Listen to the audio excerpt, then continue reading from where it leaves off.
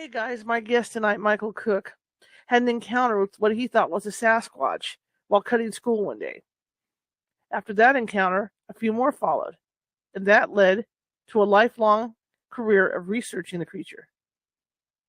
He'll be with us in 5 minutes to tell us all about it.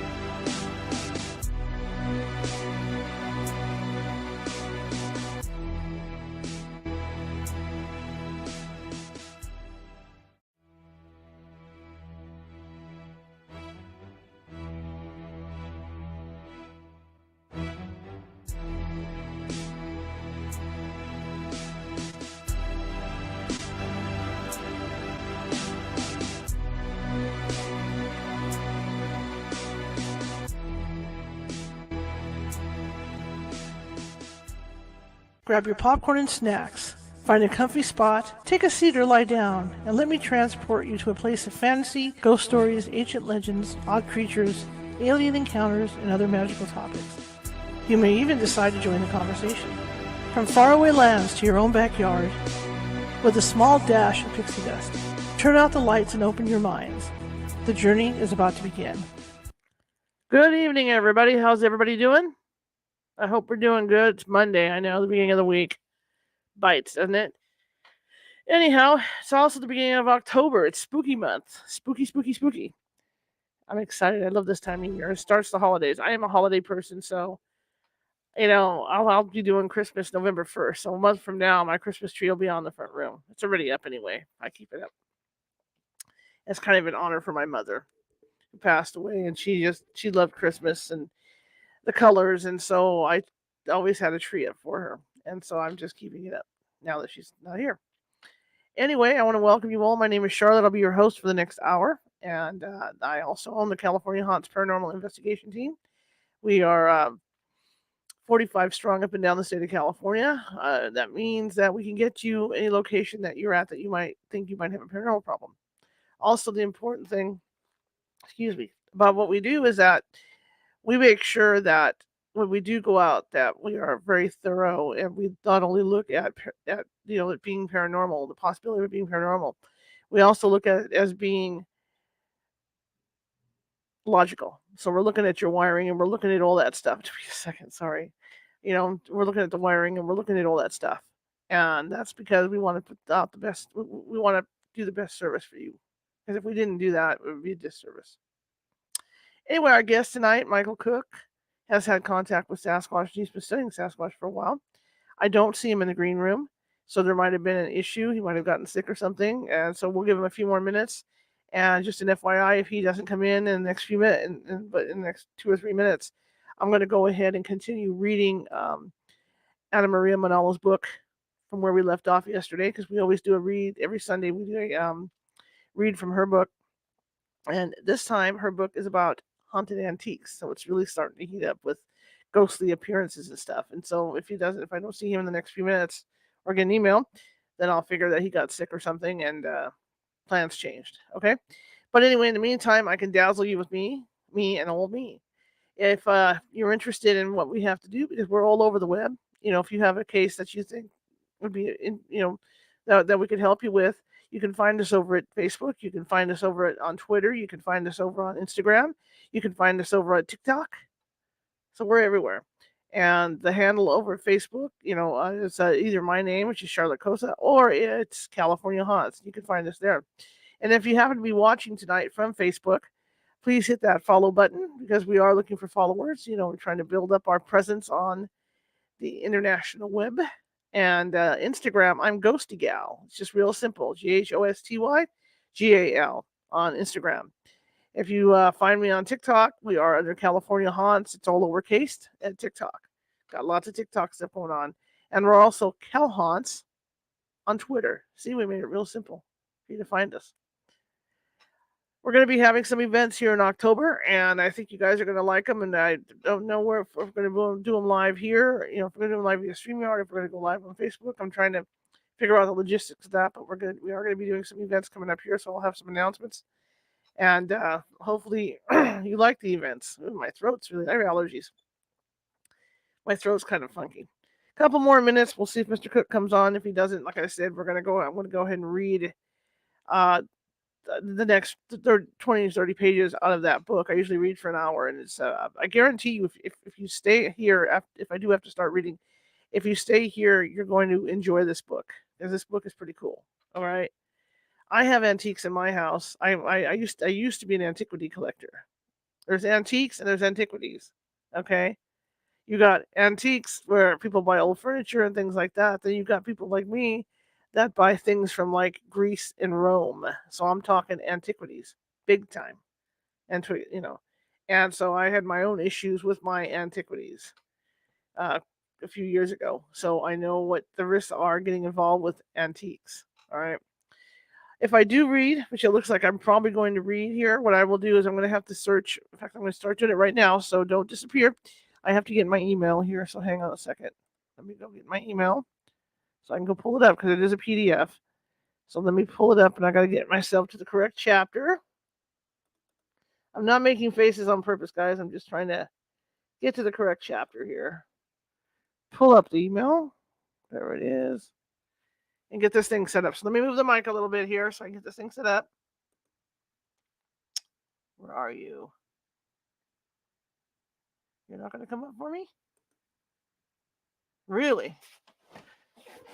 Mercury's still in retrograde? There it is. Tonight's one of those nights where you really think that Mercury is in retrograde.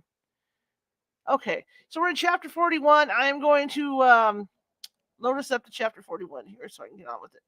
So let me get to chapter 41. I'm also going to be turning off the main spotlight. And here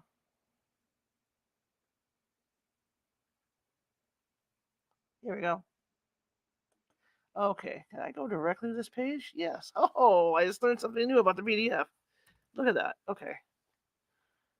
Okay. Okay, there's 38. See, I got myself closer than I thought I would. Well, I'll have to find out.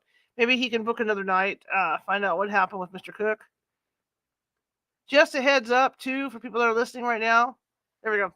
Just a heads up for people that are listening right now. Tomorrow night, our good friend John Kachuba is going to be with us, and we're going to be talking about shapeshifters. And because of Halloween, we're going to be talking vampires. So it's going to be kind of a fun night. So let me get in here. Here's 40. I'm almost there. Okay. Let me get back on screen here. All right.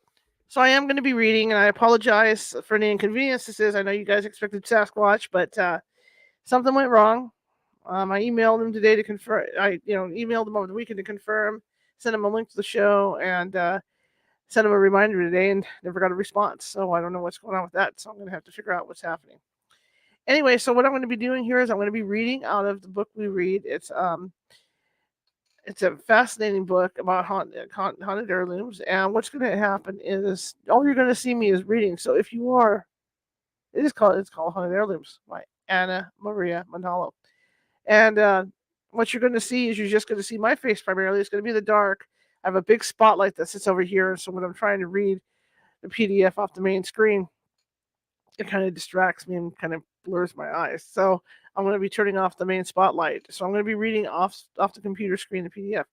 If you have any remarks or anything from the chat room, I probably won't see them because once I'm on that screen, it's a totally separate screen. Okay. Anyway, so here we go, and I'll be reading for about an hour. And like I said, I'll touch base with Mr. Cook and see what's going on with the interview that never was, and we'll go from there. But for now, here we go, and stick with me to the end. Like I said, John Kachuba is going to be with us tomorrow night to talk vampires and shapeshifters. So the whole week's not going to be a bust. Mercury must be in retrograde still. I'll have to talk to my friends about that. All right, I'm turning off you can see, I'll show you the difference. This is what you guys don't see is that the lighting's so nice, and once it goes, there I am in the dark. That's what it looks like without this spotlight. So there we go. All right, so here we go. I'm going to be reading, and let me have a little drink here. Little drink of water to settle my throat down a little bit, and then off we go. Haunted Heirlooms by Anna Maria Manalo, chapter 41. Where we left off with this was the two people that own that are the focus of this story. Or there's three actually. They own an antique shop, and they had expanded into a larger antique shop somewhere back east, near the East Coast, and they they're starting to find out there's weird things going on in the building, especially the gal Meg, who happens to be the assistant manager in the place, because she gets there before they get there. She leaves after they leave. So she's having things happen, and there's a cafe across the street, and she happened to take a photo of the front of the building, and she caught the shadow of a man in the door. Okay, but when she's gone into this place, she's been hit with the smell of lavender, and she's looked around for people, and no one for anybody else. No one's been there. Also, the security guards across the way because they're like apartment buildings that were converted, into businesses. The security guards across the way have seen the lights on in the second floor of the building where the antique shop is located, but there's no one up there. This is like after hours. Plus, there's no one that rents up there. So they're starting to get a little nervous because things are happening. Like the lights will turn off by themselves or they'll turn on by themselves and things like that going on. And remember, the place is full of antiques, okay? All right. After I left, Meg spent the better part of an hour helping answer some questions from customers. A few purchases were made, and she was alone again by 6:30 when the last customer left. Meg dusted and placed some pieces where there were some new spaces where some artwork and porcelain had been bought. Since then, she then heard music coming from somewhere and found it soothing. Meg went back to the counter, sat on the stool, and began checking receipts against the register. The music was unusual, she remarked, and seemed like a harpsichord or something similar. Then the music stopped, and there was a crash. Meg shot up from her seat. It came from the back room, the furniture room. She emerged and bolted for the back room. Her steps creaked the aged floorboards as her heart pounded, concerned something had broken. Perhaps one of the customers had picked up a piece of porcelain and set it on the edge of a table where it fell. But in retrospect, she had dusted and found everything in its place after the last customer left. If anything crashed, it wasn't in the porcelain room. She checked anyway. Meg walked into the china area where all the ladro and other figurines were kept. Inspecting them, she saw nothing amiss. She paused at the shelves of china, the amari plates and cups and saucers. Nothing. She looked at the British china and noted all was as she had left it just a few minutes ago after the customers had left. Finally, with reluctance, she slowly made her way to the back room. She entered the furniture room and stopped. Ahead of her, the chest stood at the window, which had darkened with the twilight. Next to one of the vases, the full-length mirror that Charlie had placed and secured with a rope to better anchor it, sat where he had left it. But the mirror had a million webs of glass. It was broken. Meg saw her reflection broken into a myriad of pieces. She looked behind her and up at the ceiling, but there was nothing that could have fallen on the glass. Then she smelled the unmistakable scent of burning matches, and then the foul stench of burning flesh. She touched the glass and saw that the pieces of the mirror were also scattered across the wooden floor. She picked up one shard, then another, collecting them and placing them on the windowsill. And that's when she saw it. She gasped. A man in profile, in shadow outside. He stood to the side of the window, close to the glass. Cigarette smoke wafted through the closed window and towards her. It was where the scent of lit matches came from. Cigarette smoke. In her mind, Meg recollected, hovering just inches from fright, was a feeling of despair and menace. Glued to the spot, she looked directly at the shadow, which appeared stationary. A sense of foreboding and loss assailed her. Chills went up her spine, down her back. The music came on again. It was in the room. The music was behind her. She turned. No, Victoria. No radio. It was in the room somewhere. Then she turned back towards the window. The stench came back with force, almost making her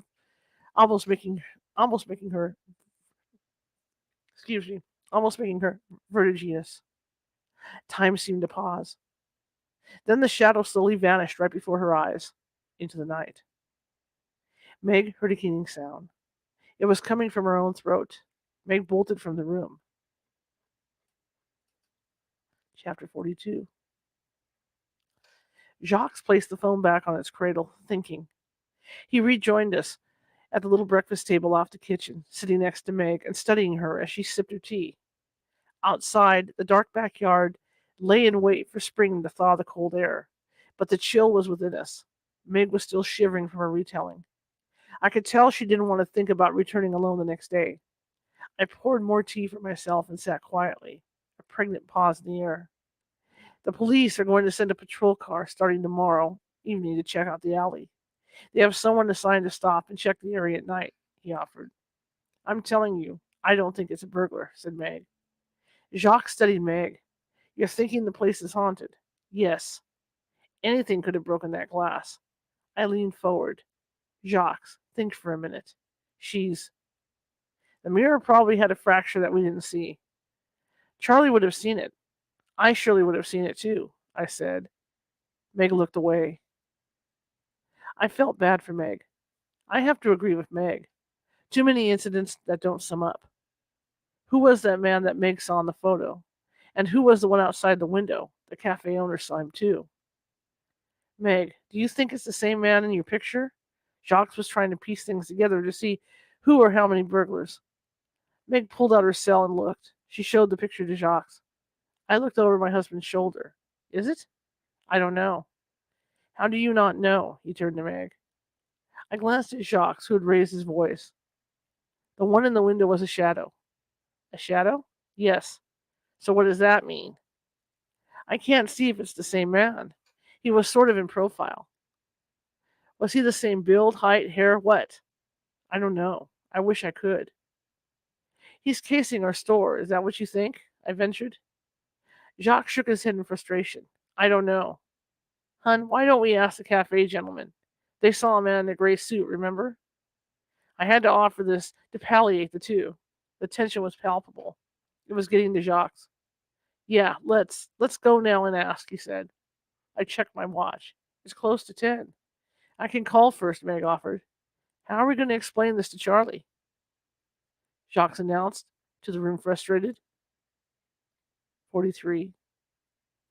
Moisture made the pavement glimmer and lent an aura that made the building more sinister. We parked right in front, as we were, perhaps, the only two people on the street. I glanced over at the cafe, and the dark window stared back at me like an intruder. There were no signs of anyone in the apartments above the cafe. If there were, they were most likely retired for the night or somewhere preparing for bed. We would just have to sit tight until the next day to determine what Jake and Paul had seen, and perhaps, if it was the same man, identify him. But why and how could anyone break in with a bolt and an alarm? Break a mirror and not take anything? It didn't make sense. And the more I pondered it, the more I felt Meg had seen a ghost. Jacques, forever a pragmatic and not one who believed in ghosts, needed proof. I hoped we would cross the apartment building above the cafe to see if we could talk to Jeff, the maintenance man on the night shift. After the alarm was disarmed, Jacques entered and quickly turned on the lights and made directly for the back room. I followed, wishing we had more people with us. The store felt like a tomb, the cold setting in as the thermostat was turned down. The debris, save for a few shards, was where Meg had left it. I walked in and immediately smelled lavender in the impossibly dark and drafty room. The scent was pronounced and cloying. Then the music came softly but unmistakable. You heard that? I asked. Heard what? Listen. Jacques paused as he reached for the dustpan in the back closet. I don't hear anything, but I do smell something burning. Let me do one quick check here, you guys. Make sure no one's on. Ah, there he is. Hang on, we got him. Good evening.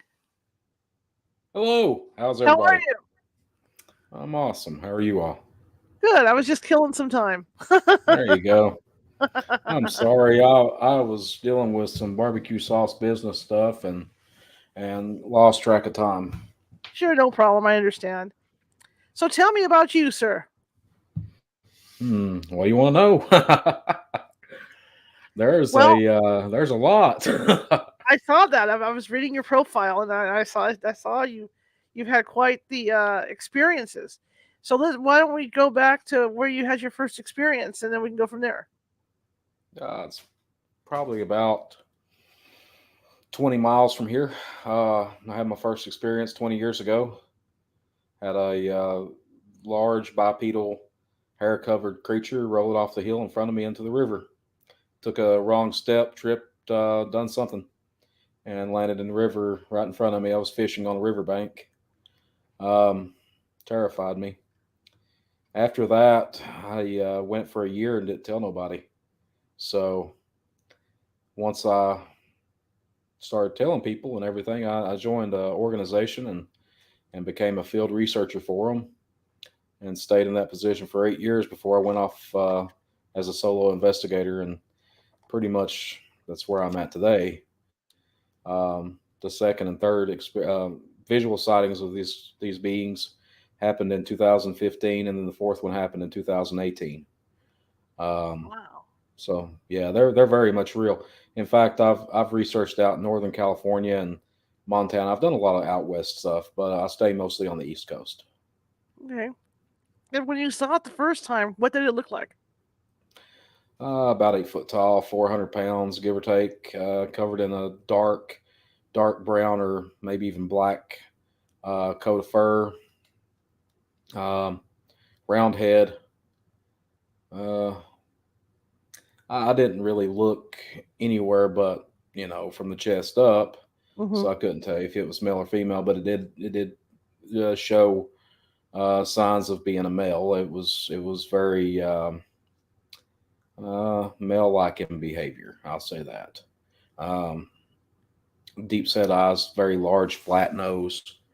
Um, like I said, had a round head. It didn't have a sagittal crest. I don't believe, unless the hair was covering it. Mm-hmm. The It was really tall and lanky, to be honest with you. It looked like a very tall basketball player covered in hair. So skin was dark brown or maybe even black. It was very weathered. Um, Long arms, very long arms. And in fact, it was disproportionate. The tips of the fingers almost went down to the knees. So, which in contrast to the two that we saw in um, in 2015, Mm-hmm. one was about 6 foot tall, and the other one was around the 8.5 to 9 foot mark. The larger one was very broad shouldered and had the if there is such a thing as a typical Bigfoot Mm-hmm. look. That's kind of what it looked like. The one in 2018 that stepped across the trail behind me as we were exiting the area that was covered on Travel Channel's "These Woods Are Haunted." Uh, all I saw was really a silhouette of something very large. It took one step across an 8 foot trail, so you can get an idea how tall it was. But here in Kentucky, they normally stay between the larger ones, full grown. Mm-hmm. Normally stay between 8 and 9 foot tall.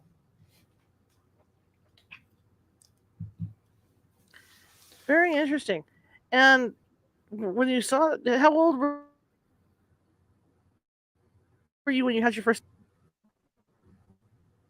Oh, I was 16. Yeah, I skipped school one day and went fishing. I just had got my license that September, and my parents gave me a little bit more freedom Mm-hmm. than most kids. I was a good kid. I didn't get into any trouble or anything. I didn't get caught. I'll say that. Uh, that's the trick, kids. Don't get caught. Learn from your older brothers or sisters. That's how you do it. Don't get caught.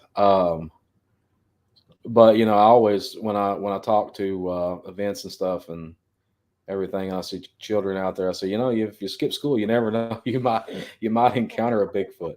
That's what happened to me. So, um, it's funny that most of the shows that I've been on and stuff, the common thing is, I'm probably the only person on earth to encounter a clumsy Bigfoot. And I've heard of certain things kind of odd happening, but Mm-hmm. when I say this thing fell down a hill, it literally fell end over end down a hill in front of me. It wasn't very agile, and it wasn't very graceful when it fell. But 16 years old, I joined the Bigfoot Field Researchers Organization. Um, about 2 years after that, I was 18, and I'm 36 now. I'm almost 37. I'm getting to that age now where I can get out more. My career, my business that I run Mm-hmm. allows me to, as opposed to being young and broke at one point. I'm still broke, but I'm not I'm not as young anymore. But the experiences, I mean, with Bigfoot and Sasquatch and any cryptid really, I mean, you dedicate so much time to this stuff, and you really lose track of time. Mm-hmm. Um, In fact, I can blink and it feels like it was.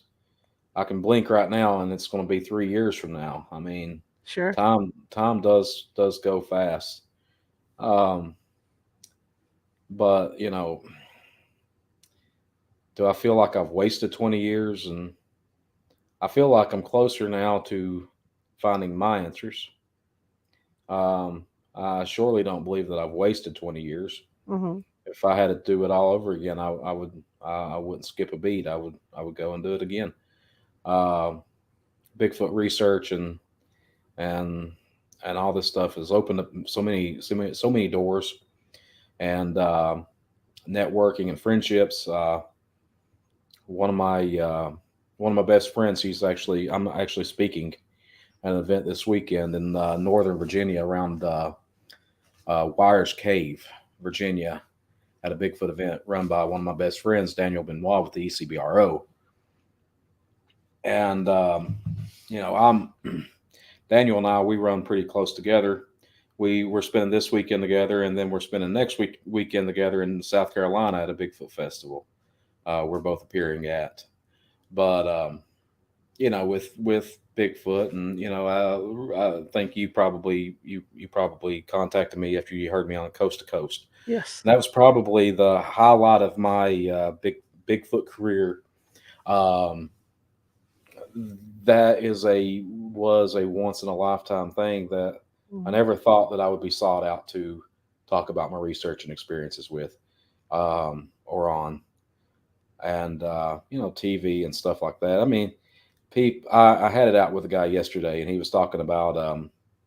I'm hosting a conference next year in Kentucky, the first ever big Kentucky Bigfoot conference, and I appeared at this guy's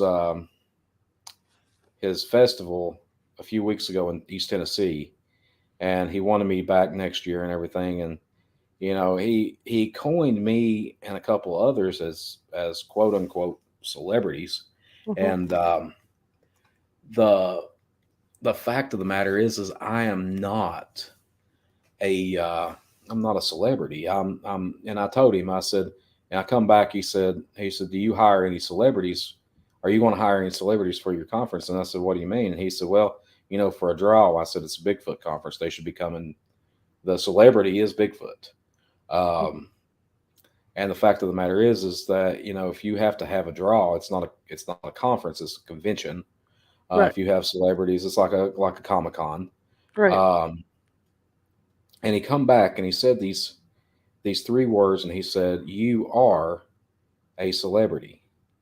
And I said, and I don't know, I don't know. It struck me. I'm not a very um, I don't lash out at people at all.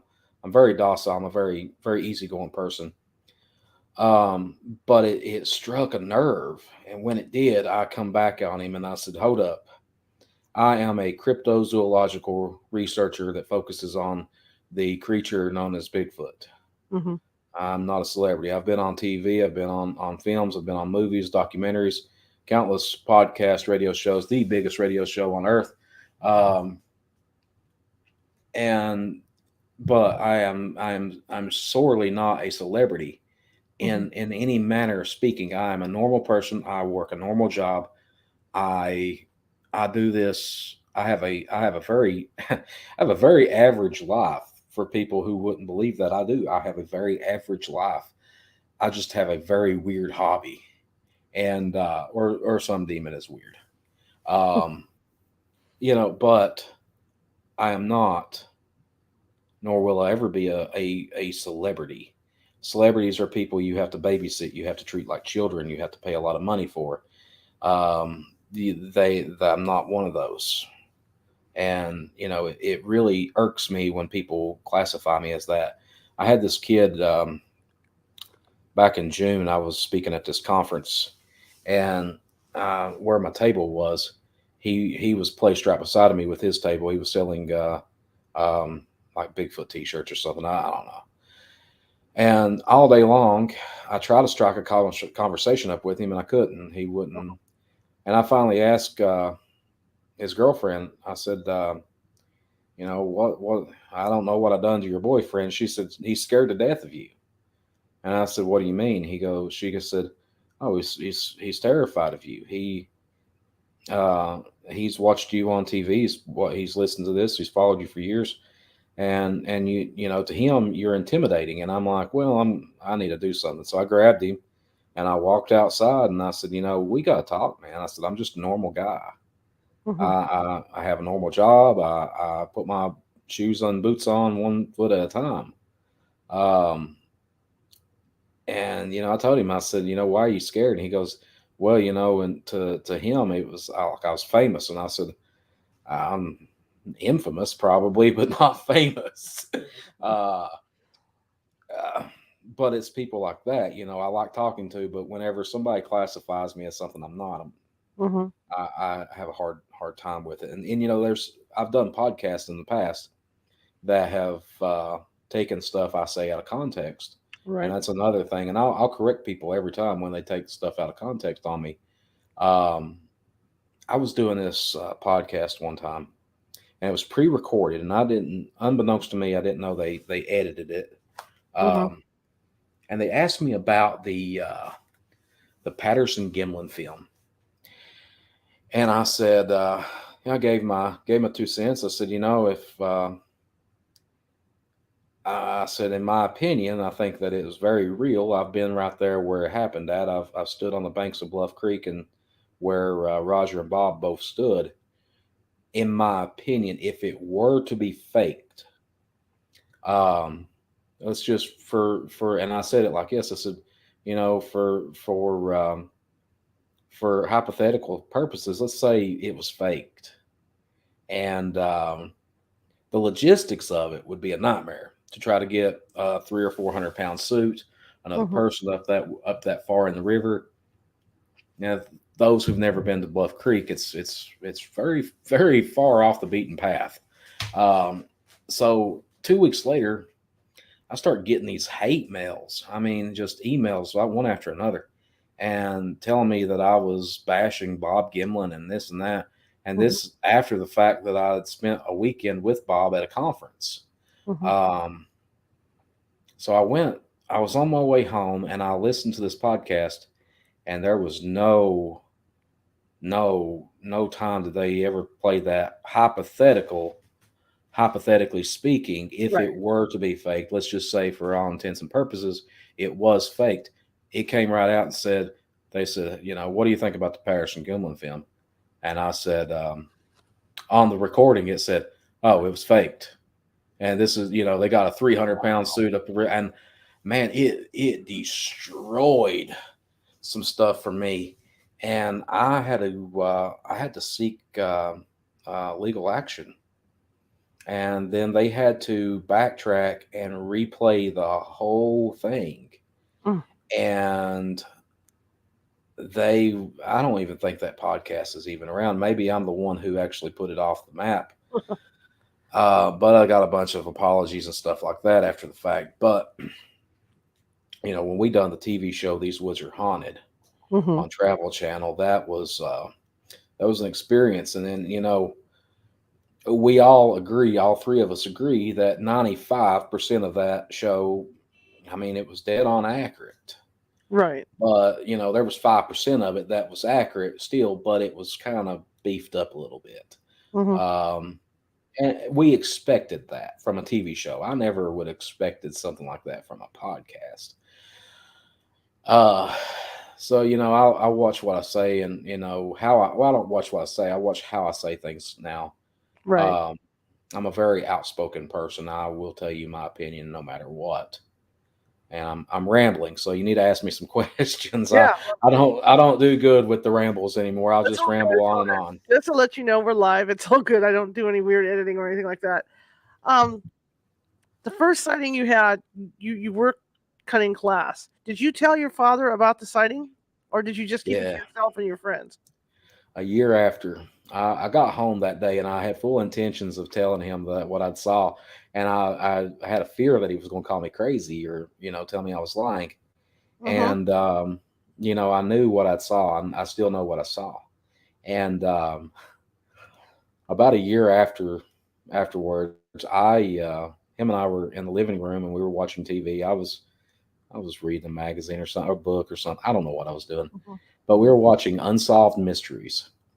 And, that show, for the most part, was missing persons, cold cases, unsolved murders, stuff like that. But every now and then they would, sprinkle a little spice on everything and throw a UFO encounter, abduction. I think Travis Walton's encounter was on Right. there a couple of times. But that particular night, it was Bigfoot. And up until a year prior, I would have never entertained the notion that these things existed. I was a firm believer in being a non-believer. In fact, it wasn't something that was discussed in daily talk around my home, and it really and truly still isn't. I mean, we people would think that we talk about Bigfoot all the time, but we really don't. I was talking to Daniel earlier, and we were talking about next weekend at the South Carolina thing, and I said, I swear to God, the first person to say Bigfoot at that cabin we're staying at, I'm going to kick as hard as I can. Um, but we were watching Unsolved Mysteries, and I look up about the time that the Patterson Gimlin film was playing. And when Patty turns her head and looks over her shoulder at Roger and Bob, and there's actually a cool story about that, but that was the same motion that the creature that I'd saw a year prior made. And my dad said I turned white. I broke out in a cold sweat. And he said, "Son, what's wrong?" And I said, I got to tell you something. So I spilled my guts. And as I was telling him, I noticed that he wasn't laughing. He wasn't calling me crazy. He wasn't telling me I was lying. Mhm. And he was listening to me and watching me intently. And I said, "Dad, what do you know?" And he said, "Well, the very next thing that he said propelled me into the next 20 years when he said, well, they're out there." And the conversation went farther into it, and he told me about what he knew, about stories he'd heard, about an incident he had in the 80s. He was squirrel hunting, and he had something stalk him. This was prior to the black bear invasion of eastern Kentucky. I live in eastern Kentucky now. I moved away for several years and came back, but here in eastern Kentucky, in Harlan County, Kentucky, it is the black bear capital of the world. I mean, we have almost as many bears as we do people here. Um, you can throw a rock and hit a bear. They're nuisances, but they're animals nonetheless. They have their place in the world. They just need to move and kind of Mhm. scatter out a little bit. The but Dad, he knew more than what I thought he would know. And I said, "Why would you never tell me?" He said, "Well, would you have went hunting? Would you have went fishing? Would you went hiking? Would you went camping by yourself and stuff like that?" I said, "Hell no. I would have never entertained that." And he said, "Well, your life has been better not knowing." And in the book I'm writing, The Bigfoot Out of the Woods, that's the second chapter, is called The Burden of Knowing. Mhm. And how once you're, I hate using the words third eye. I really Mhm. do, but it really does. Um, it amplifies your mind. It opens your mind a little bit more. You start seeing patterns, and you start seeing things that you would normally, keep under wraps Mhm. or pushed in the back of your mind. Right. Um, Case in point, listen to any interview with Ronald Moorhead from the Mhm. Sierra Sounds. He lived most of his life without ever entertaining the notion that these creatures could exist, and in 71, that's when he started experiencing them. Mhm. And he's one of the most well-known researchers out there and a friend of mine. Value he's actually my personal hero, but he's like the modern day living breathing Indiana Jones. But it with Bigfoot, I think, 20 years ago, if you would have asked me what it was, I'd probably said it was an undiscovered species of primate, flesh and blood, nothing more, nothing less. But nowadays, I tend to I don't really know. I mean, they could be flesh and blood. Hmm. In my opinion, I think they might be flesh and blood that are endowed with extra abilities, which is not common in the animal kingdom or even in humanity. Right. Some folks are born and learn how to utilize extra abilities like psychic and mediumships and stuff like Sure. that. And some people just walk around their entire lives creeped out all the time because they're feeling things they don't understand. Right. Um, but like with Bigfoot, and I had somebody ask me a while back at a conference. It was during a Q&A. They asked me about the Loch Ness monster and if there's anything out there that I want to believe, it is the Loch Ness monster. And I say that so seriously. I want Hmm. to believe that there is a living, breathing plesiosaur floating around, living in Loch Ness, Scotland. But I have a hard time with it. I really do. But I think anything is possible. You know, 1,500 years ago, we knew that the Earth was the center of the galaxy. Right. 500 years ago, we knew that the Earth was flat. Hmm. 20 years ago, I knew that there was no such thing as Bigfoot. And it just goes to show you what in the world are we going to know tomorrow or next week or next year. And in Right. the Amazon rainforests and all over the world, there's thousands of animals discovered or variations of already existing animals discovered every year. Right. To say that something doesn't exist is erroneous and is a discredit to what we do as researchers. When you break it down to the bare essentials, we are biological researchers or metabiological researchers.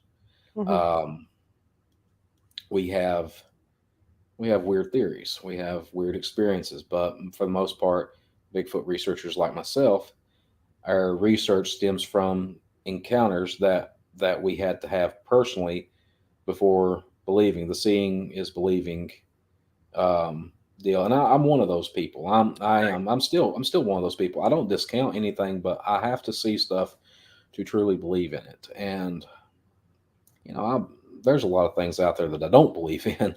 Hmm. Um, or I have a hard time. Like I said, I want to believe in the Loch Ness monster. I really, truly do, and I want to believe in other things, and I'll leave it at that. But I have a hard time. I'm a very logical, practical thinker, and you wouldn't think that with Bigfoot, but logically speaking, I am a researcher because I have seen it, and you know.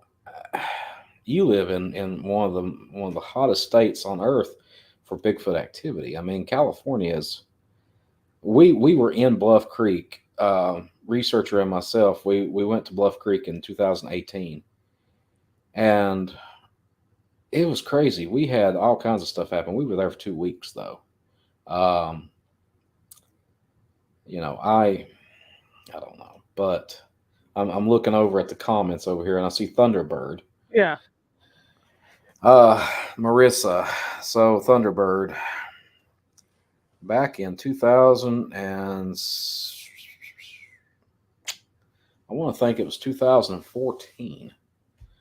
There was sightings of these birds in western Kentucky, and a colleague and myself from Texas joined together, and we went down there. We met down there, and the sighting report said that these birds were swooping down and picking up 200 and 300 pound calves and dropping them, and then they were busting like basketballs when they'd hit the ground and killing them instantly. They'd take them up 50, 60, 70 feet and drop them. And it was a real hard sell for me. But my buddy down in Texas, he called me up. He said, "Well, let's meet. We'll stay the night. If anything, we'll eat good and get a night away from home." Mm-hmm. So okay, so we go down there, and this farmer tells me that it's like vultures, and I said, well, vultures are they're not predatory animals. They're not predatory avian animals. They are strictly scavengers, Mm-hmm. and they reap what they're the cleanup crew of the animal kingdom. And we were standing there. We heard these stories and stuff. We were there for 2 or 3 hours, and we were getting ready to leave, and there was a shadow just went across the ground. And my friend looked at me, and we both collectively looked up. And what appeared to be to us, we had pictures, and I think he even took a video. It looked to be birds with 7 footish wingspans. Now, that's not a thunderbird. I understand that. Mm-hmm. A thunderbird is, if you go back in Native American culture and stuff, the thunderbird was responsible for, I mean, go figure, thunder. When they flap their wings, that's what would the sound of thunder would come from. A lot of symbolism in Native American culture that is not meant to be taken literal. But after that, there have been sightings, and I really, like I said, again with the Loch Ness monster, I want to believe in this stuff. I really do, but I have a hard time. Mm-hmm. But there have been sightings of what people perceive as pterodactyls. I mean, it's one of those things. Like, logically speaking, my sixth grade science teacher brain wants to think that wants to know that dinosaurs left this earth 65 million years ago. Right. But there are tribes in Indonesia that have seen living, breathing dinosaurs, or they claim to. Mm-hmm. Um, and we live in a time now where symbolism is not common. Um, these people are describing what can only be taken as like a patasaurus, or long necked dinosaurs roaming around these jungles, deep, deep, deep in the jungles. Mm-hmm. But you think about it, 2022, we've seen everything and been everywhere. We haven't. We know more about the surface of Mars than we do the bottom of the ocean, and we know more about the surface of the moon than we know about some of the deepest forests on Earth. That's true. So it's one of those things. It really have a hard time. I do. I have a hard time with some of this stuff with Bigfoot. I focus mainly on Bigfoot. I'm very interested in. I'm with a team which I run Cook Cryptid Research. That's my baby. That's my thing. And I think it's kind of funny. My logo has the Loch Ness monster on it somewhere. You got to find it, but it's got it on it. But I work with a team out of Harlan, Kentucky. They're called Haunted Harlan County. They're a paranormal team, and I've always kind of not mixed and matched the two. I've had ghost hunting friends, and this is California haunts and everything.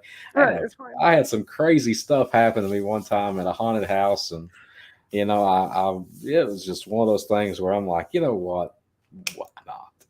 But being born and raised in the religion that I was raised in and stuff, in my heart, I believe that once we die, that's it. We go Right. to a different realm, be it heaven or wherever, paradise, and Mm-hmm. that's it. And to for ghosts and stuff to exist would Mm-hmm. mean that doesn't, or could potentially not exist. Right. Um, and the whole Casper and all that stuff where you have unfinished business and Mm-hmm. this and that. But um, in my opinion, I think it can be my view on the paranormal is probably one of the craziest ones you'll ever hear. And I'll tell you real quick, I think that it's a different dimension. Mm-hmm. Okay. I think that we're not necessarily, you're seeing something, okay, you're having something happen. full body apparition of your dead grandmother happens. Hmm. You know for a fact that you looked at your grandmother in a casket, stone hammer dead, X amount of years ago. You know that. But for some reason in your hallway, you are witnessing a full body apparition of your grandmother. Who's to say that that's not a weak spot, or we're looking into something, another realm where grandma's not dead, grandma's alive and well, Hmm. which I think is comforting too. But that there could be a different dimension where lost loved ones, you and I, we could be dead in Right. another dimension, and people see us and say, oh, there's Michael Cook, he died 20 years ago or whatever. The fact of the matter is that it goes in along the same lines with Bigfoot and everything. Right. Whether or not they are a walker of both worlds, they could be from a different dimension. Hence why we never find bodies or bones. Right. Um, and the one, the funny, the inside joke in the Bigfoot community, one of them. There's several. I could write a book on inside jokes. Um, the one of them is that Bigfoot only has 1 foot because everybody only finds one footprint. That's funny. But you could explain it like this. Okay, maybe they step out of their dimension and into this dimension and step right back into their dimension Right. at Makes that sense. one spot. And I know a lot of people that's going to say you explain it away, but that you're using that as a crutch or whatever. But in reality, you're not. I mean, you have to open the realm of possibilities. Like I said, and I say it a lot, we are in the highest technology we've ever lived in, Mhm. in our humanity lifetimes, in our run on this earth. Um, CERN, the particle collider, just Right. fired back up, and they have openly admitted that they have tried to send very, very, very small atoms at a high rate of speed, and there's something stemming from that. They're wanting to try to cross over into a different dimension, a different universe, if you will. But right before it shut down, they done that, and it was by accident, which most discoveries are by accident. Right. It's one of those things.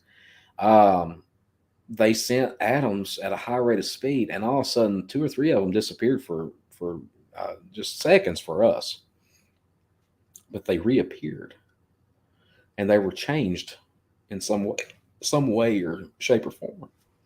Right. Um, so it goes to you gotta open up your mind and realize that a we're not alone. B, Mhm. perception is greater than reality, Right. and C, there's things out there that we don't know about, and there's no reason to be scared of it or run from it. Well, look at the reports of people seeing Bigfoot either walking out of or going into a blue mist. Who knows what that is? Like you say, it could be another dimension that he's what that's where the door opens up for the dimension. He goes right through and comes out, and that's how he's getting back and forth, or it's getting back and forth. I had an incident happen about 10 years ago. I was on investigation. This old guy, he had something like that happen. He watched Bigfoot transform into a ball of light, Oh, that's and cool. yeah, I went into it, kind of apprehensive with it, but Mhm. I wanted to hear his story. He invited me to stay the night, and I said, okay, yeah, it's a good opportunity for me to go out and see where this happened at. So he took me out to the spot. It was daylight. Mhm. Later that night, I went back and sat down. It was just me. I was by myself, and I was sitting there writing notes. Nothing was happening at all. I mean, there wasn't no crickets, no nothing going on, and I was just sitting against a tree, and just over beside of me, I heard a wood knock, and it was very close. And then right on the tree I was leaned against, something pushed up against it. Well, yeah, there's a question we're asked all the time. What are you going to do when you find Bigfoot? Right. And and that's something a lot of us haven't really thought about. To be honest with you, I haven't made it that far.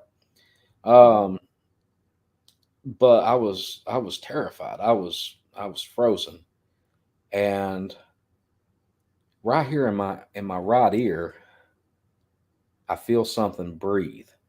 And that moment where you're just like, okay, I've got if I'm going to get eaten, I'm going to see what's eating me first. That's Mhm. just how it is. I want to see what's going to eat me. Um, and I take my light and I turn real quick, and you could see where the breath was, and there was nothing there. And I promptly get up, and I preach about this. Do not run in any kind of situation. But man, I lit the ground alive. I came out of there, and the old man was sitting on the porch when I ran to his house, and I was probably a good 3/4 away from him, or three Mhm. quarters of a mile from him. And I get there, I'm out of breath. He said, "So, you still think I was making that up?" And I said, "I never said that." He said, "No, but your facial expressions did."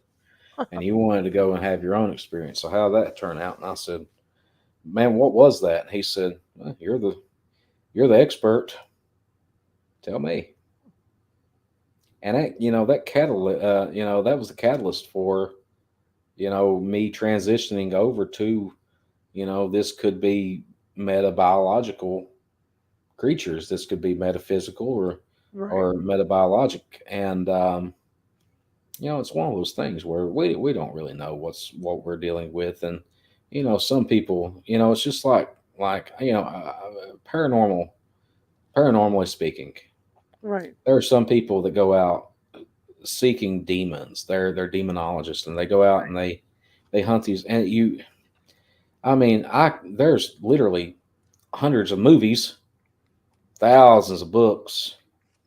I mean, one of the books is the Holy Bible, Mhm. tells you not to fool with that kind of stuff.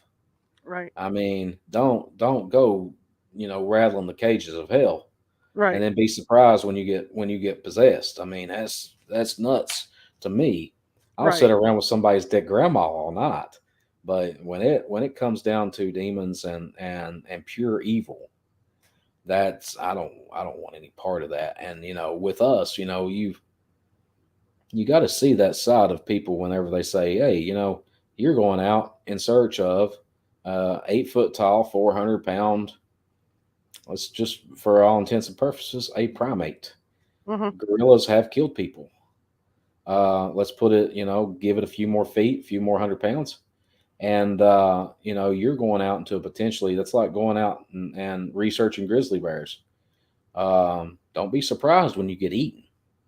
Mhm. And most of us we've came to terms with you know that's more than likely. I mean, I don't want to die like that, but more than likely, that's what's going to end up happening. I will meet my demise in the woods, either by an animal attack or Right. heart attack or some unforeseen accident. But at the end of the day, I'd rather die knowing a little bit more than what I knew yesterday, and than to die without that knowing. Absolutely. Um, I'm very in tune with that we all die, and it's a natural part of life. And Yeah. that's one of the things that I'm doing today. With my barbecue sauce and my Bigfoot research and my books I'm writing, I am trying to leave my mark. Sure. That way people don't forget me, because I believe when people forget you, they truly die. Um, with everything going on, my little boy, my not so little boy, he's almost 14, 200 pounds, taller than me. Um, that's the most important thing. I'd give up Bigfoot, barbecue sauce, and everything right now if it came between him and I. Mhm. But it's never done that, and I don't foresee it happening. So yeah, I got that I got that Bigfoot out of the woods coming out. Hopefully next year I will be. I've already started writing notes for it, but UFOs out of the sky will be out also. Cool. Then I'm currently in the middle of doing a film project right now that I don't know. It's going to be pretty cool. Ron Moorhead, Daniel Benoit, the Squatch Watchers, North Carolina, myself, we're all in. It's called I Believe in Bigfoot, and you can find that on the trailer and everything on Facebook and all that. But it's pretty cool how it's going to turn out. This weekend in Wires Cave, Virginia, I've got the ECBRO Virginia Fall Squatch Fest. Mm-hmm. I'll be speaking there. I also have Sasquatch barbecue sauce on hand, with the all new, brand new flavor that's not it's been announced, but nobody knows what the flavor is yet, and it won't be announced until Saturday. Nice. Then next weekend I'll be in Westminster, South Carolina, at the South Carolina Bigfoot Festival. Um, I'll take off after that. I'm actually off the rest of the season. Mm-hmm. I'm in the middle of a project right now. It's called the Quantum Bridge, Project Quantum Bridge, and we're investigating sighting or triangles, much like the Bermuda Triangle and everything like that here in the Appalachian Mountains. Um, we theorize that could explain a lot why this is hot spots and stuff. Sure. Then with the crypto crew in haunted Harlan County, the crypto crew .com. They're on Facebook and everything else, headed by Tony Felosi and Thomas Markham. I'm a big part of that. We are, and I said that about paranormal, but we are currently investigating, ongoing investigation of a house that is plagued with shadow people. And I Oh, would have never gotten involved with this if I hadn't seen this stuff with my own two eyes. right. And I find it very, very interesting. Then next October, October 21st, 2023, the Kentucky Bigfoot Conference will happen here in Harlan, Kentucky, bringing in Kentucky researchers and around surrounding states, researchers from around the United States. Mm-hmm. By then, well, first of the year, some pretty cool stuff is coming out about me. There's like I said, Sasquatch, the barbecue sauce and gourmet hot sauce, and many other goods coming out. In fact, if anybody is near Wires Cave this weekend in Virginia, I will have the first packaged um, beef jerky. And no, Oh, it's not like Jack Links. I can tell you that. But right now with Sasquatch, I have four main flavors. I have black cherry bourbon, apple bourbon, peach bourbon, and straight bourbon barbecue sauce, and then a maple whiskey hot sauce. And then there's a fifth flavor coming out this weekend, all made by me. All recipes are by my own hand. In fact, that's why, like I said, I was late. I was making some sauce as I make it myself, and right now I'm making it, bottling it, distributing it, and everything myself while working a 45-hour a week job for the state right. of Kentucky. People want to know if I'm doing something tonight. I'm definitely doing something. I mean, I'm always doing something. I'm always busy. The I never sauce take sounds time. yummy. The sauce sounds really yummy. I'm gonna have to get some of that and try it out. I love barbecue sauce. I think that's how you found me, was on Coast to Coast, and then you Yeah, went to the yeah. Sasquatch I page, and checked out your sauce page. Yeah. yeah, Let me ask you this Sasquatch. Yeah. about your investigations, real quick, and then we'll get back to the sauce. When you go out to do investigations or to look, what do you do exactly out there? I mean, we see the guys on TV from VFRO, going out there. So what do you do? So let's take that off of let's just completely forget about TV, because Okay. TV is TV. It Okay. is for entertainment purposes only. Mm-hmm. Um, there's a show out right now that I'm actually pretty interested in. It's called Expedition Bigfoot. It's on Travel Channel, Okay.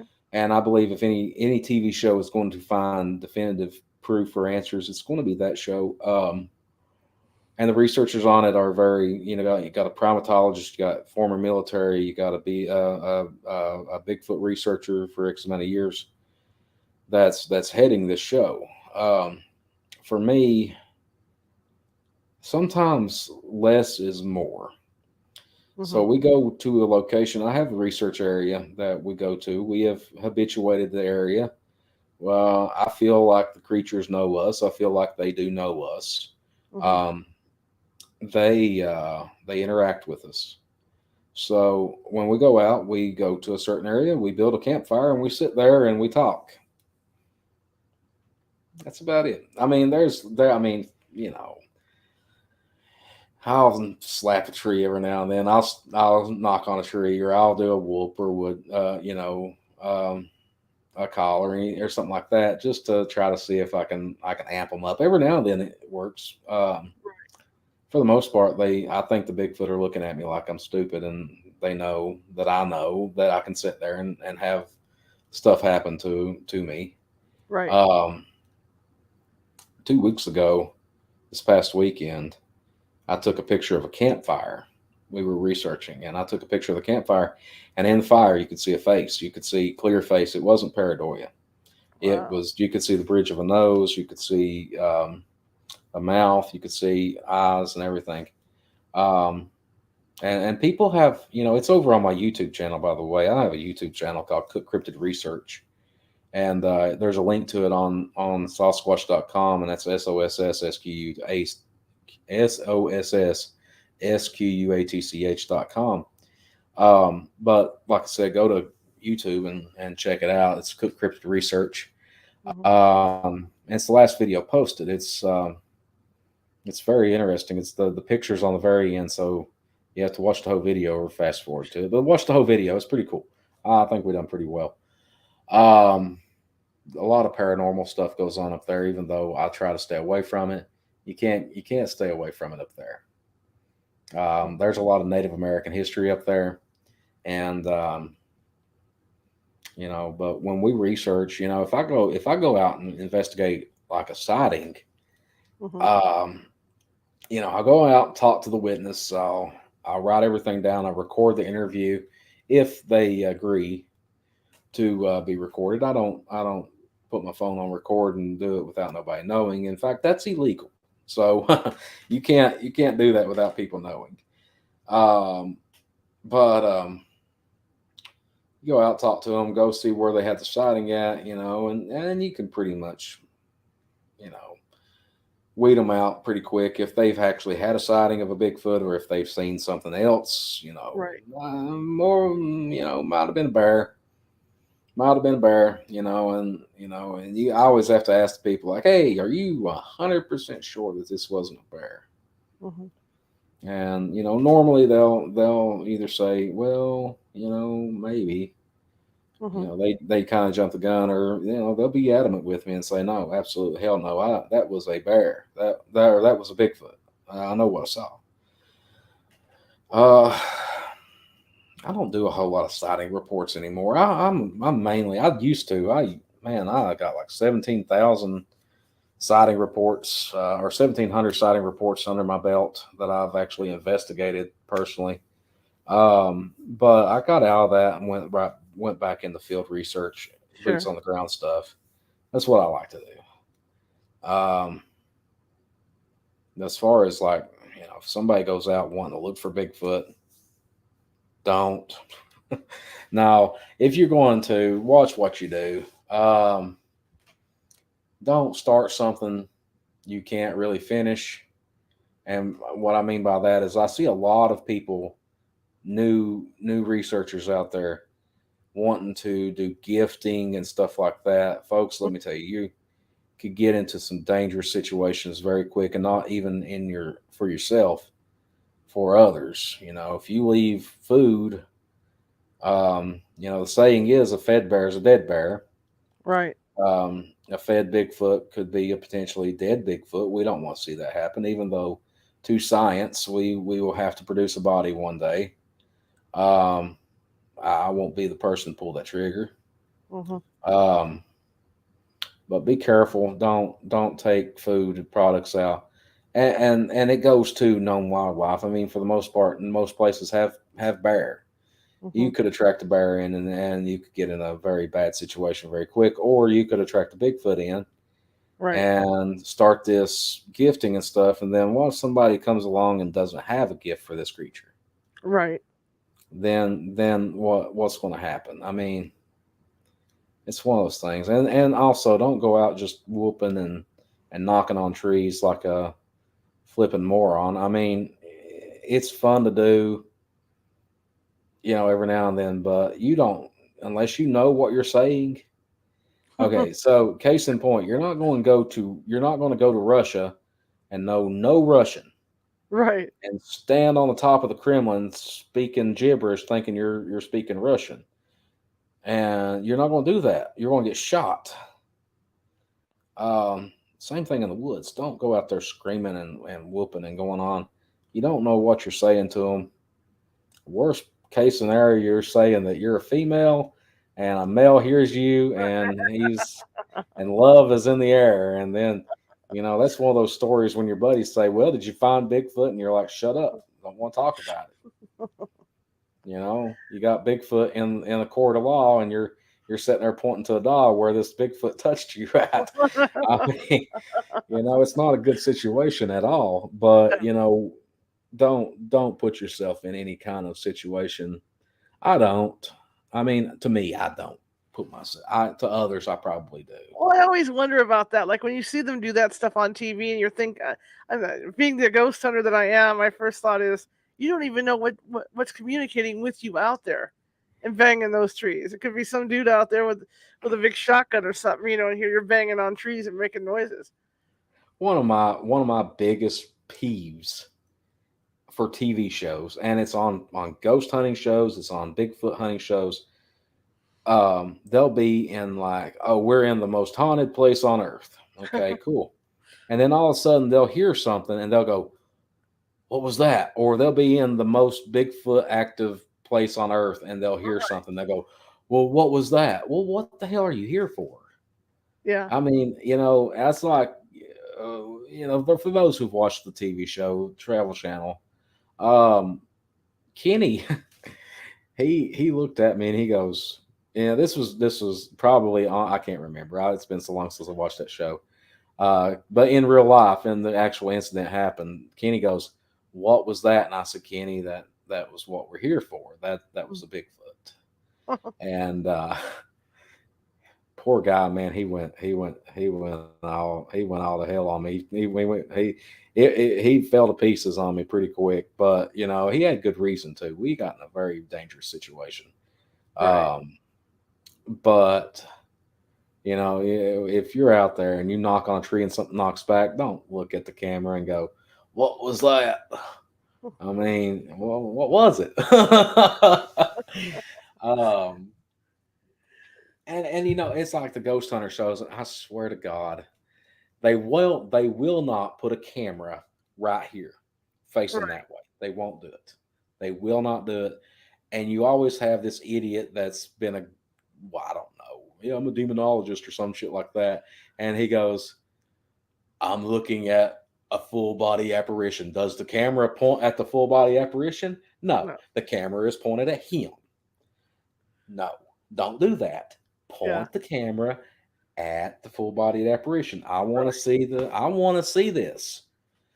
I've never really truly what you'd say ever seen a ghost with my own two eyes. I got footage of something one time, and it was in a haunted hotel. We didn't know it was haunted. It was in Point Pleasant, West Virginia, where the Mothman made fame at, Mhm. and I didn't know it until after the fact. And we were traveling down the road, and I was watching the video, and I said, "Oh my God, there was something went past the window. I never saw it with my own two eyes.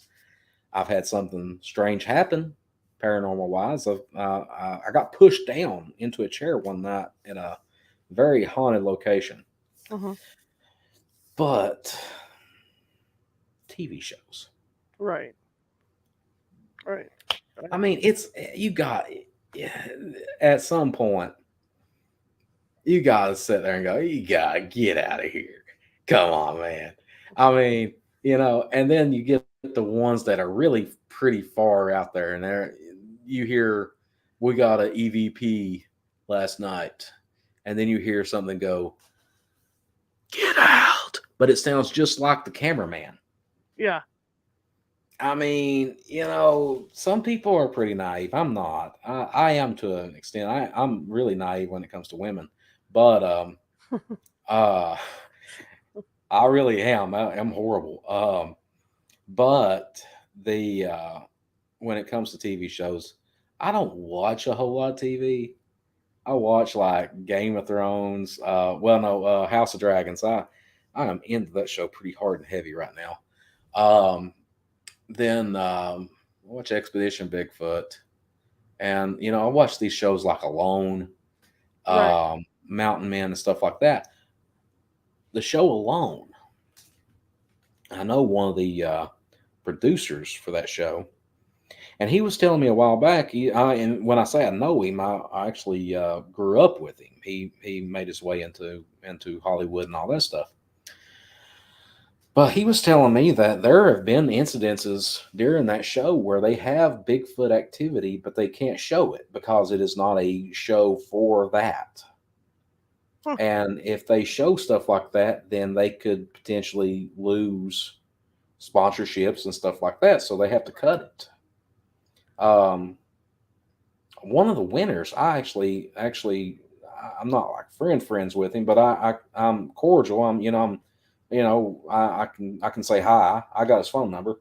One of the winners of that show, he had all kinds of crazy stuff happen one night, and it was Bigfoot activity. And in fact, he got so bad. This show, they are their own cameraman. They drop them off a bunch of camera equipment, and you outlast whoever's out there. I mean, you're not anywhere close to them. But Right. he got so creeped out and convinced that it was somebody. He walks out and on camera he says, hey, listen, I'm filming a TV show right now called Alone. If you've made it out here, first off, I want to know how you made it out here. And you need to come out. I need to call the producers and everything. And he actually took his satellite phone that they give you whenever, you hit that button. That's how you tap out. He called them. He said, listen, there's somebody out here. And they're like, that's impossible. Right. So when they said it was impossible, so around where they're at, they do monitor that. They're completely alone, but they have to monitor it for, safety reasons. They went out and looked around. There was nothing there. Nobody there. And no real sign of anybody being there, but he was so convinced that there was people there, and even on camera you could hear wood knocks, you could hear people, you could hear something going, whoo, whoo, like that, but they cut it out of the show. So it goes to show you what all TV does. Now you want real, go on YouTube. You got people like me that one of the most expensive things I own. I'll show you. Okay. Is that I mean, I had to buy one of these microphones because I got complained on from podcast hosts saying they couldn't hear me properly or I was echoing through the speakers of my computer. So I bought this. I don't know how I sound. I guess I sound pretty good. Yeah. But I better sound good is all I got to say, because that was not cheap at all. It was. It's like that thing you got hanging there.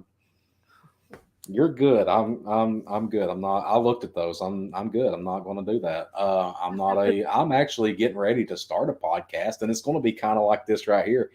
It's going to be the most Bigfoot podcast there is. Like, I'm actually doing my first episode this weekend with Daniel Benoit, and we're going to sit around.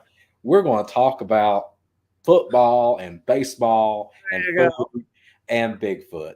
And it's the Cook Cryptid Research, the podcast. I come up with a great name. Somebody told me that I needed to do Bigfoot, the triple B, Bigfoot, bourbon, and barbecue, or bourbon, Bigfoot, and barbecue, and just sit around, eat barbecue, drink bourbon, and talk about Bigfoot. And I'm like, after so much bourbon, I'm good. I don't want to make a fool out of myself. I'll sit there and get drunk as a monkey and start talking about foolish stuff. I mean, stuff that I kind of refrain from, like, hey, you want to hear something crazy.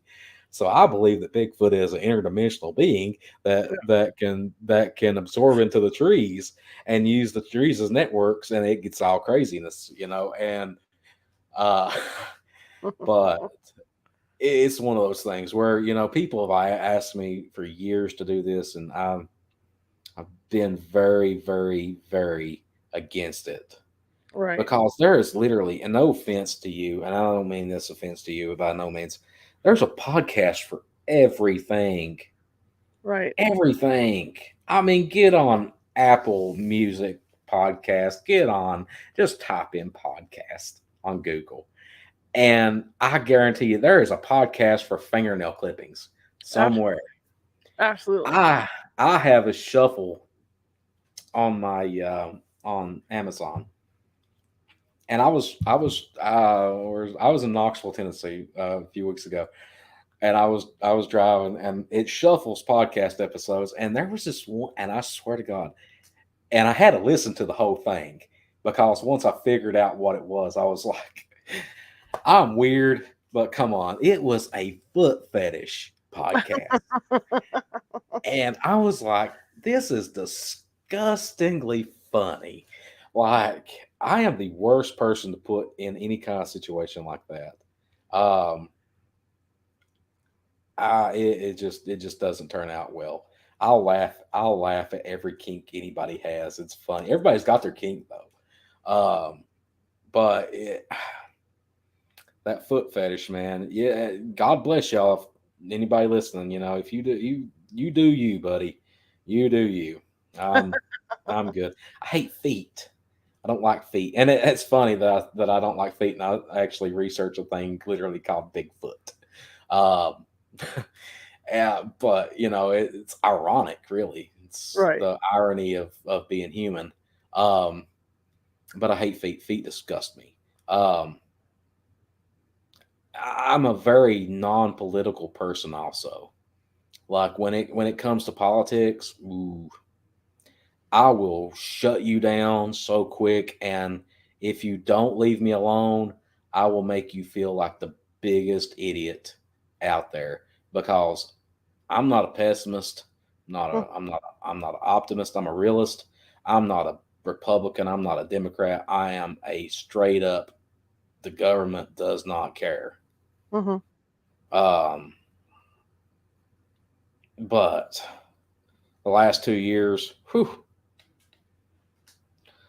politics have just, oh man, it's crazy. I vote, and I push people to vote. If Mm-hmm. you don't vote, you have no right to complain about what's going on. Right. But what's going on now, we have been fueling for at least 3 decades. I Yeah. mean, it's not just something that happened overnight. It is us go back even 200 and some odd years ago. I mean, we gave these people that power Mm-hmm. after we left a country to get away from that kind of crap. Mm-hmm. We just put it right back into play. Mm-hmm. And I one of my favorite things to watch, though, and implore anybody to pull up the Jimmy Kimmel interview with Bill Clinton. And if Bill Clinton was anything, by God, he was a funny guy. He still is a funny guy. And Jimmy Kimmel gets down, and if you read the backstory about this episode, Jimmy Kimmel was being serious. He said, "All right, lay it on me, Roswell." And Bill Clinton looks him dead in the face, and he says, I was in the White House for 8 years. And I kept on asking them about Roswell, and they kept on changing the subject. That's true. I mean, you got to look at, even Trump, Mm-hmm. ask about stuff like that. And he was shut down. No, there's nothing Mm-hmm. like that going on. Now, what he did do, which kudos to that guy, he declassified the reports, which Yeah. it's a pretty smart move, folks. So the Pentagon, the Navy, NCIS, all these people had to come out and say, this is exactly what's been going on. And that's when the Blue Book stuff came out. And, I remember years ago, I was talking to somebody and they were talking about Project Blue Book, and people thought they were crazy for ever thinking about it. And that was never a thing.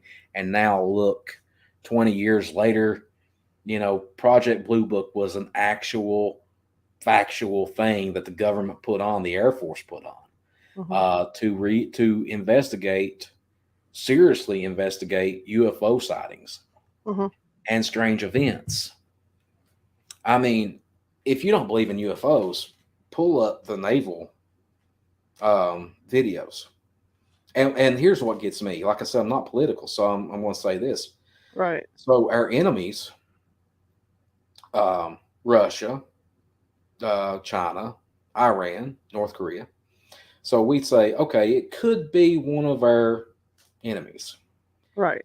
Well, that's all right until Russia, China, Iran, North Korea all come out and say, yeah, it's not us. We actually thought it was you all. We're having the same kinds of weird stuff happening, seeing the same kinds of weird stuff. There is I forget how you word it, but there's a very captivating video from Iran, and it's taken on a cell phone, and you see something. I don't know what it is. Now, my girlfriend and I had my first ever UFO encounter happened back in June, and we saw a white cylindrical object in the sky, and I mean, like that, it was gone. Then 2 weeks ago, we're up in my research area, and we're sitting there, and I say something, and I look up in the sky, and there is this dull orange light, and it's just hauling it across the sky. And we pull out a thermal and look at it. There's no heat signature. It wasn't a meteorite or anything. It was going too slow. And I'm like, guys, I'm done. I'm going home. I said, with all this stuff, I'm going home. I'm going to bed. I'm done with this. I'm done with you all. But no, I mean, we declassified that. The Navy comes out and says, we've been having this stuff happen for years. Right. The Tomcat video where they're chasing that triangle shaped object. Folks, if you don't know what Mach 3 is, that's how fast these Tomcats travel. They were pegged out at around 1,600 miles an hour. Now, get on your bicycle and cruise down your driveway. You might hit about 30 miles an hour. That is moving 1,600 miles an hour, and they get outrun by this thing. It just takes off and leaves them. Back in July or August, I'm down at the East Tennessee Bigfoot Festival, and this man comes up, and we're talking, and he's a real nice guy, and he says, I said, so what? He said, I just retired a few years ago. I'd like to go out Bigfooting with you sometime. I'm like, well, what'd you retire from? Because I always like to know what people do. Except me. You don't want to know it. I work for the government, by the way. I don't work like in some kind of secret government agency. I wear a polo shirt to work every day. I sit behind a computer. It's very, very, rewarding. I mean, I ain't gonna lie, but I enjoy my job, probably too much. But anyway, he says he was a flight engineer for 30 years. and he logs countless hours in the air. And I had to say it. I had to ask. So, you ever see anything up there you can't explain? And his eyes lit up. He said, "We need to talk." And he said, I can tell you hundreds, if not thousands of times we saw stuff that we can't explain. Hmm. And it's people like that. You know, people have weird things happen. Now, like in Kentucky, we had this incident happen. It's been a while, but I forget what year it was. But it was called the Kelly Greenman. And this family out in Hopkinsville, they were terrorized one night by what they claimed to be a bunch of little green men. Hmm. And after the fact, there was kids come out and said they were the ones who done it. There's a lot to it, though. They actually shot at these things, and they were moving at a rate of speed where they couldn't even shoot them. We have, oh God, I don't even believe I'm getting ready to talk about this, but we have what some people perceive as goblins in Kentucky. We have cave systems that run this entire state, Sure. and they believe that goblins, these subterranean, I don't know what they even are. Greg Newkirk knows. He's a friend of mine. He's from up in Ohio. They done this thing called Hellier documentary, and some of the stuff they caught was, ugh. And it makes you think when you're out in the woods, like if I encounter one of these things, what am I going to do? And in reality, I'm like this. And one of these little turds run up to me, I'm going to kick it like a football. I mean, that's what I'm going to do. But I'm sure you have so many people that comes on this, and they're all serious and everything. I'm not. I'm a serious researcher, but like out in the woods, I'm very. I'm going to say it. I'm bragging. I'm fun to be around. I really am. I bet. Uh, Daniel Benoit. He's a good one. You need to have on this show. Daniel Benoit. He's on Facebook. I'm gonna write that down. And yeah, write it down. He's got. We had some experience happen to us in the woods, but Daniel's all serious all the time. It's Benoit. Daniel Benoit. Got it. Okay. And send him a message, get him on here. He's a character. I'll do that. Thank you. He we're out in his research area, and he's serious all the time. Well, I believe that this could be a footprint. This could be a footprint. We need to log this. And I'm standing there going, ain't that where we just stepped at? And he's like, and we're on video, by the way, while we're doing this. And he Right. hates me. And I'm like, we just stepped. That's my footprint, actually, Daniel. Yeah, that's definitely a footprint. That's mine. That's a size 11. That is my foot.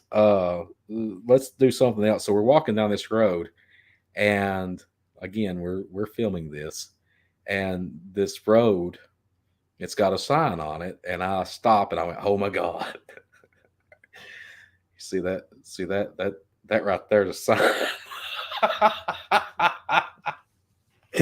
And I kill it every time. But when something real happens, I'm like, it's time to get serious. It's time to be a researcher. And we were talking the other day. He goes, "What are you doing this weekend?" I was like, "I got to get out in the woods, or I'm going to lose my researcher card." I got to go out bigfooting at some point. Well, it's what people don't realize. It's like with ghost hunting too. They see the stuff on TV, and they think you're getting loads and loads of evidence all the time. But the problem is, there's more downtime than there is anything else, and that's when things get funny because then you're starting to crack the jokes, and that's when it comes out. Because we just don't realize it. We were actually filming. A friend of mine, we got hired to do this. It didn't make it to TV, and this might be the reason why. So we're in Moundville Penitentiary up in Pennsylvania or West Virginia, and it's very haunted, and I understand that. I get it. I wasn't making light of the situation at all. And I forgot that our mics were hot. We had Mhm. lapel mics on, and the cameramen were behind us, and the sound crew were behind us, and we're walking down this walkway. The cells are on the left and all that. And I stop and I said, "Hey, so what are you thinking about?" And I just blurted out and I said, "If a ghost stuck his in your mouth, would you know it?" And he goes, "Dude, what the F is wrong with you?" I was like, "You asked me what I was thinking about." And I was just wanting to know if there's a perverted ghost out here dipping into you while you're sleeping, would you know it? And I look back and the camera's shaking. The cameraman's laughing so hard. And the sound guys are like, we got to cut that. But, it just wasn't the right time, I guess, that we didn't have a TV show. But it could have been a funny TV show. It had to have been on HBO or something because I'm actually pretty PG right now. I normally have an awful, and I'll say that I have an awful mouth. Which they say people that use the F word have a higher intelligence. And if that's the case, then Einstein doesn't have anything on me. There you go. It's There you my go. favorite word in the world. Um, but yeah, that was one of the things though. I was like, if he done that, would you know it? And then now it's like an ongoing thing where I'll meet a researcher, I'll meet a paranormal investigator, and I'll say, "Hey, I got a question. Come That's here, fun. man. Come here and I'll ask you a question." And I'll ask them, and they'll laugh at me, and they'll be like, "Well, maybe." And I'm like, "Uh huh, all right." And then some of them will be like, "No, you never know it." And I'm like, "Ugh."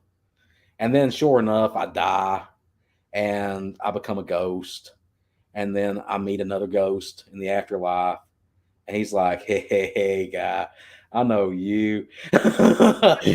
And then that's probably when I'll go to purgatory because I'm going to beat the hell out of another ghost for doing that to me. I'm assuming that you could do that if you are a ghost. I mean, Right. I'm just assuming that you're on the same plane of existence, um, but it's Mm. comical, and you gotta laugh at yourself sometimes too. I uh, we were talking just last night. I was in a meeting, and we were talking. It was with the crypto crew, and we were looking at our flash drives and stuff, and our video, and we literally have thousands of hours of footage. And I said, we could probably take the next 3 years off and not even worry about it. We could air this every other week and be done. Yeah.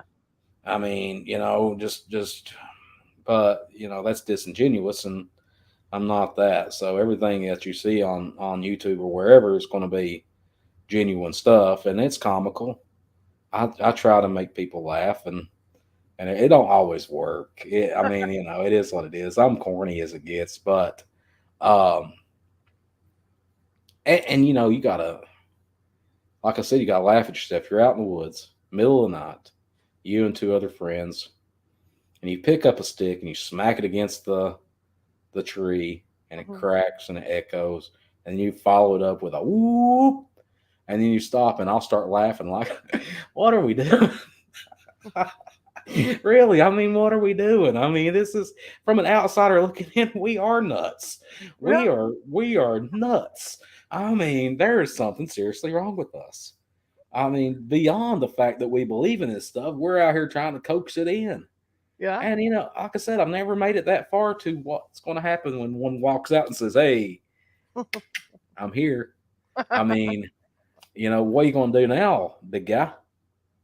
Uh, and I And by guess the this is way, I didn't like your message. Yeah.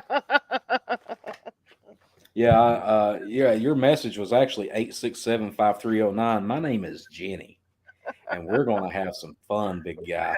Fun. Yeah. And Yeah. I got this little boyish bud of mine, and it's just not.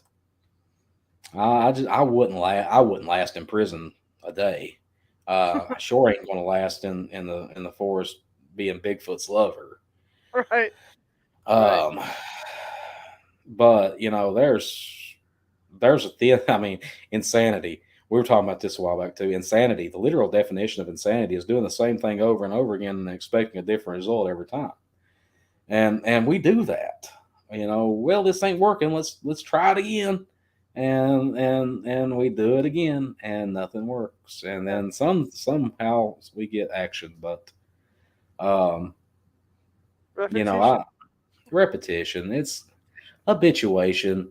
I think these Bigfoot in my area, they see me and they're like, hey, there's a little fat guy. Let's mess with him. And I mean, I got two individuals in my research area, and I say individuals being Bigfoot. Right. They're finicky. Like they're after a while, they'll start throwing stuff at you, and they want you out there. They'll play with you for a little bit, but we were up there 2 weeks ago, and Rick he had this GPS, and he was trying to pinpoint some stuff, and he had it in. I was standing right here, by the way. He had this GPS in his hand, and this pebble, it was a good size stone, come from nowhere and hit it right there, dead. And I was like, where'd that come from? And he said, I don't know. And we looked around thinking, maybe somebody threw it at us, but nobody threw it at us. Mm-hmm. Tara and Stephen were over at the fire. And to be that accurate, and I was like, we probably need to be packing some stuff up. They're not, that's where we're doing the Quantum Bridge project at, but man, oh man, Right. it's a hit or miss there. Right. But like I said, if you can't laugh at yourself, then why are you even doing it? Life is too short to be pissed off all the time. Absolutely. Life is too short to take yourself serious all the time or take life serious. I mean, life is a comedy. You think about it. It really is. Ironic things happen. Me, I'm a walking, talking, ironic mess. I really am. And like, I'm a conundrum too. Like I said, I hate feet, but I search for Bigfoot. And it's weird. Like I'm a weird guy too. That's why relationships don't work out. I'm too weird. And I look into things too deep. I overthink stuff too. That's my researcher in me. Mm-hmm. That's the researcher. I overthink things. Like, Mm-hmm. okay, she said this, but did she mean that? And another thing, I never date fellow Bigfooters. And I got a reason. They're weird. They're weirdos. I can't date somebody like that. Oh, hell no. There's no way. I've dated a paranormal researcher. I've actually dated a couple of paranormal girls. Y'all, I don't know. Everybody's got their kink. You know what? I want to thank you for coming on. I really appreciate it. This was fun. Oh yeah, have me on anytime. I had a lot of fun. I'll bring you back some. When you get your book done, we'll come back and talk more about Bigfoot and stuff. How's that? Yeah. ECBRO Virginia Squatch Fest this weekend, Wires Cave, Virginia. Next weekend, Westminster, South Carolina, the South Carolina Bigfoot Festival. After that, I'm going to be eating and buying a bunch of crap my kid don't need. Then, man, look on any barbecue festival going on near you. Sure.